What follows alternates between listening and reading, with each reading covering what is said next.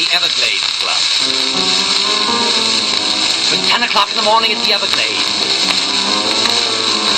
A hangover spirit was evident by the very lack of conversation. Nothing could be heard but the sound of running water going to tubs. Or other places a little noisier. The inmates were beginning to stir.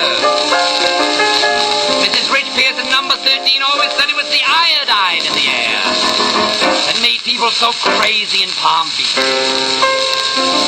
She lay in her room surrounded with paper walls, wondering what in hell she could do next without losing her mind. She groaned when she heard her husband hoarsely whisper to Jasper's servant in the next room to bring him a straight gin and coffee for breakfast. She met her husband right after his graduation from Yale.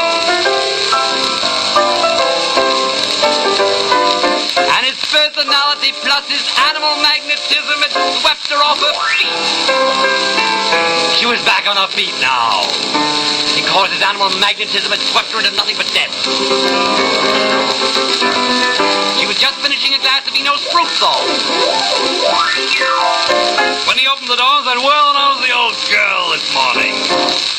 I suppose you went to Elsa Maxwell's party or somebody else last night and you kissed the wrong person. So you feel like the devil. Well, it serves you right. I don't know why I married you anyway." You don't care how I feel. You don't care whether I'm bored to death listening to people who can't possibly tell me anything new.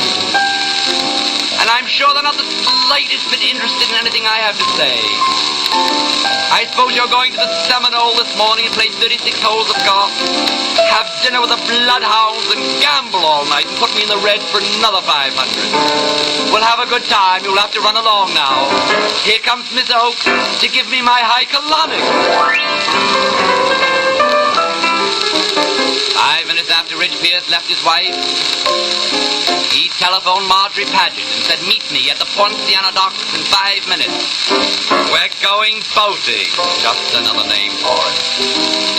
10 minutes later, Mrs. Ridge Pierce called at the Breakers Hotel and spoke to Baron Opfer. "Hello, Oppie, darling. This is Mrs. Ridge Pierce. Get right into your tennis clothes because we're going to have several sets this morning, if you know what I mean, and I think you do." Now, the Baron and Mrs. Ridge Pierce had many sets at the Everglades. Love sets. Might have been inside, it might have been out. No one knew, no one cared. At 3:45 in the afternoon, Ridge Pierce and Marjorie Paget returned as they were coming along the walk.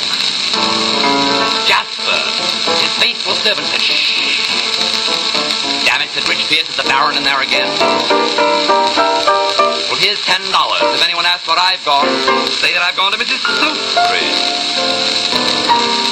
5 minutes later, Mrs. Ridge Pierce came out on the walk, holding an old, tired, Spalding racket.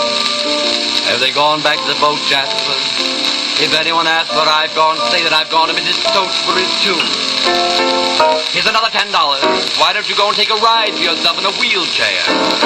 So Jasper went right off to Main Street and did what he always did every Friday afternoon. The next morning, everything was quiet at the Everglades. Nothing could be heard but the sound of running water going into tubs, or other places a little noisier. A hangover spirit was evident by the very lack of conversation. As Mrs. Ridge Pierce and number 13 always said, it was the iodine in the air that made people so crazy in Palm Beach.